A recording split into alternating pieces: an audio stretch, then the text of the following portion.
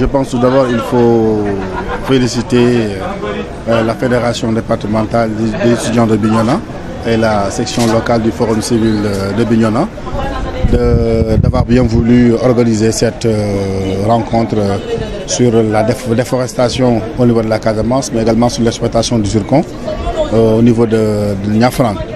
Je pense qu'aujourd'hui, comme les experts des Nations Unies l'ont bien soulevé, et bien marqué également dans le dernier rapport sur la biodiversité, que la déforestation est l'une des causes de la dégradation également de la biodiversité. Je pense que c'est une question qui vient en son heure, surtout que non seulement la déforestation a des conséquences sur les populations, sur le niveau de vie, sur le revenu, mais également sur l'écologie. De la même façon également, l'exploitation du zircon, s'il n'est pas bien faite, peut avoir des conséquences sur les populations. C'est pourquoi aujourd'hui, si vous avez bien regardé, le débat tourne autour de l'opportunité ou non de l'exploitation de ce zircon au niveau de Niafran. En tout cas, pour la position du Forum civil, elle est tout à fait claire.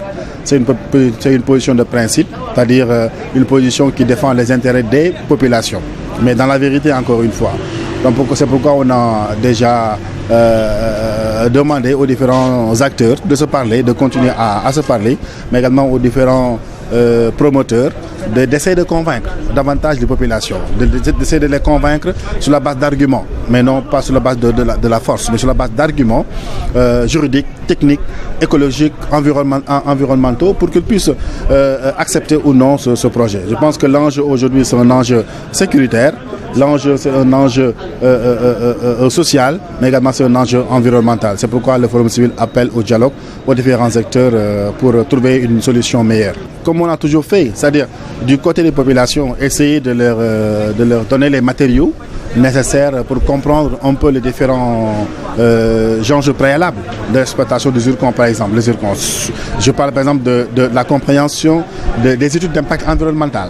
Le Forum civil a eu à faire des formations avec les populations locales sur la maîtrise et la connaissance des études d'impact environnemental qui leur donnerait la possibilité de pouvoir décider par elles-mêmes, ces populations, mais également de les former sur le contrôle citoyen, mais également sur la participation citoyenne.